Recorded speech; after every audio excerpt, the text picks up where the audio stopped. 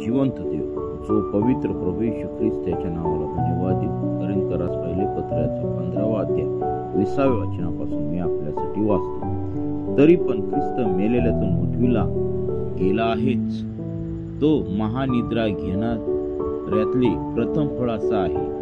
कारण मनुष्याच्या द्वारे मरण आहे, म्हणून मनुष्याच्या द्वारे मेलेल्यांचे पुनरुत्थानही आहे.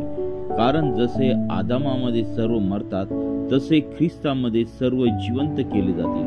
पण प्रत्येक आपापल्या क्रमाप्रमाणे प्रथम फळ ख्रिस्त, मग जे ख्रिस्ताचे ते त्याच्या आगमकाळी, नंतर शेवट होईल तेव्हा सर्व अधिपत्य, सर्व अधिकार व सामर्थ्यही नष्ट केल्यावर तो देव पित्याला राज्य सोपून देईल.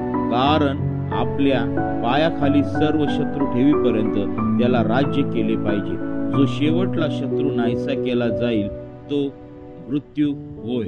कारण त्याने सर्व अंकित करून त्याच्या पायाखाली ठेवले. परंतु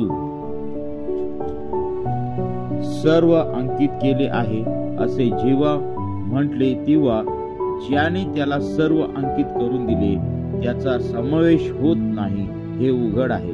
त्याच्या अंकित सर्व काही झाले असे जेव्हा होईल, तेव्हा ज्याने सर्व त्याच्या अंकित करून दिले आहे त्याच्या अंकित स्वतः पुत्रही होईल. अशा हेतूने की देव सर्वांना सर्व काही व्हावा.